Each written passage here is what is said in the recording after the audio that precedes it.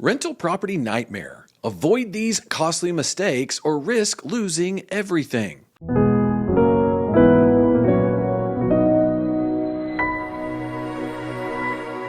Hi, I'm Jeff Hampton with STR Law Guys. Welcome to our YouTube channel. Today I want to talk to you about what kind of mistakes can you make with maybe a short-term rental or even a long-term rental. And if you're not careful, if you just jump into things without consulting with an attorney or knowing the law, you could end up risking everything. By the way, if you wait around to the end of this video, I'll also give you a free ebook, 5 strategies to protect your short-term rentals and give you peace of mind. Okay, now maybe you just bought your first short-term rental or your first long-term rental, and you realize that this property, of course, maybe you got a second home residential loan that you closed in, like most people do, for their first or second purchase, and sometimes it's even more than their first or second purchase. And maybe you realize, hey, I've learned now that I've done my research, I need to make sure and get this property out of my personal name. I can tend to look like a very large target for a lawsuit in the event some type of liability issue were to arise. Now, maybe you've heard you needed to protect your assets, you've done your own research, and you've learned that one of the best ways to do that is to move that property from your personal name into an LLC. The problem is, it sounds simple enough, right? It should be an easy thing to do.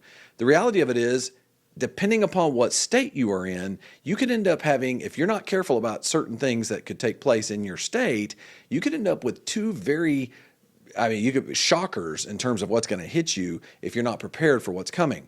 Now, the two big points that I want to make, most people, what do? They decide they close in their personal name, they have a residential loan, and they decide they're going to just quit claim deed that from their personal name into an LLC. Two big things to be aware of. Number one, when you do that, depending upon what state you're in, you could end up paying a real estate transfer tax. And in some states, that can be fairly significant. You're talking about over 2% of the entire value of the property. Now, that's very significant if you're talking about a multi-million-dollar property or you're in some type of relationship with another partner where you're doing a multi-unit type of investment. So you need to be aware of this. This is really important depending on what you're doing. I see a lot of people doing closings in their personal name, even for duplexes, triplexes, and different things like that, where they're trying to get some of these more preferential loans that are out there, as well as short-term rentals and long-term rentals. When you do this, it can create some issues. Number one, the real estate transfer tax. Number two, also the due on sale clause. Now, I know I've mentioned this before, but I don't generally have a concern about that due on sale clause. What does that mean? The due on sale clause basically means the mortgage company can call your note due because they didn't have a contract between you and your LLC and them. They had a contract between you and the mortgage company. So if you just decide to quit claim deed the property into an LLC, the mortgage company technically can claim breach of contract. They can say, we didn't have an agreement with you. We had an agreement. We didn't have an agreement with your LLC. We had an agreement with you. And so as a result of that, the moment you moved it into an LLC, we're not okay with that at all because that's a breach of contract. And technically it's true. So you have to be aware of that. In the past, I've not had very many issues with this, but I can tell you in the high interest rate environment that exists, whenever you have high interest rates, you need to be very careful. Let's say you've previously had a loan that was at 2.5%, 3%, and now you're in the 6 to 7% interest rate environment. You've got to be aware of the fact that we have actually seen some mortgage companies call notes due when someone tries to quit claim them over because they're non-performing loans. They're not really paying out for the bank. So be aware of those two things. Now, what is the best way to maneuver? Number one, if you have a low interest rate, which is an area to be concerned about for a due on sale clause, or your property is in a state with a high transfer tax, the land trust is the solution. And essentially, what is a land trust? A land trust is a simple grantor trust in which you put property. Okay, and in doing so, what happens is you name your trustee as the attorney. The attorney as the trustee is only the trustee for just a very short second, and then as soon as they file the paperwork and file everything through the state and through the deed records, at that moment they resign, you take over as the trustee, and then you are listed as the beneficiary. Now, as the beneficiary, you can assign your beneficial interest in that trust into an LLC, and by doing so, there's some things that happen. Number one, it helps you avoid the due on sale clause. Under the Garn State Germain Act from 1981, one of the things that can happen is you don't really have to worry about the issue of a due on sale clause when you transfer personal property from your personal name or a residential property from your personal name into an LLC as long as you use the land trust. It actually eliminates that under federal law. But number two, the transfer tax. Now, I am going to tell you, certain states, Michigan, North Carolina, there are some states you have to be very careful. You still may not qualify for this exemption using the land trust to help you avoid the real estate transfer tax. But there are many states that this is a very effective tool. For instance, you can use the land trust to help you avoid the dock stamps fee in Florida. You can use it to help you avoid many other transfer taxes in many other states. So it's important to understand the means by which you can avoid the consequences of getting something out of your personal name. And when I started this video, I talked about the fact that if you're not careful what you're doing, you could lose everything. We actually had a client that they had not even signed up with us yet, but they were working with a particular mortgage company, Rocket Mortgage, where Rocket Mortgage, what they found out was, hey, you know what? Look, this is at 2.9%. Now rates are in the 6s, 7 range. We've got no problem calling your note due because you're trying to quitclaim deed this over. Well, of course, that individual called us in a total panic, trying to figure out what to do. And if they did not know what they did not know. And as a result of that, it ended up costing them. They had to make some fairly immediate measures to try to avoid the consequences of what could take place in that situation. So it's really important to know. Now, that's only the first part.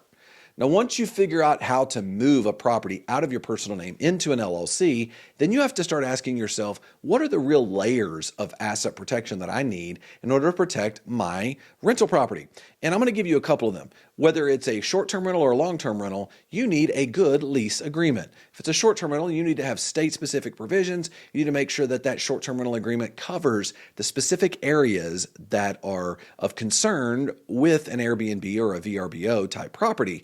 And so that's number one. Layer number one is to make sure you have a good short-term rental agreement or a long-term rental agreement. Number two, you need the right kind of insurance. I have a number of other videos that cover this issue related to insurance and the type of insurance that you need to get. I encourage you to go watch that. But as a very quick summary, the reality of it is you need to have commercial insurance. If it's a long-term rental, you need a good landlord policy. If it's a short-term rental, don't go get a second home policy. It's not going to cover you. There's exclusions all over the place with second home residential policies. So you must go get a commercial policy that includes the right amount of premises liability coverage. You need to make sure it's got loss of income provisions to help you in the event that something bad happens to the property and you're not able to rent it. And you need to have that all risk kind of dwelling coverage to protect it in case you lose the whole thing. And you want to make sure you've got the gap covered to rebuild. There's just a lot there that you need to do. So we have short-term rental agreement, we have commercial insurance, then you get to an LLC. You need an LLC for each property to be created in the state for which the property is located.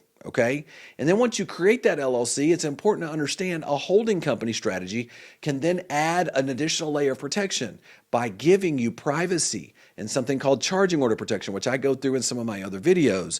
And I encourage you, as you do this, really we use two different types. We use the Wyoming LLC holding company and we use the Arizona Limited Partnership holding company.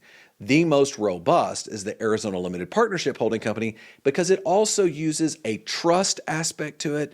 And there's the opportunity that trust can not only help you with estate planning, but it can also act as the vehicle to sever the relationship between the limited partner and the general partner.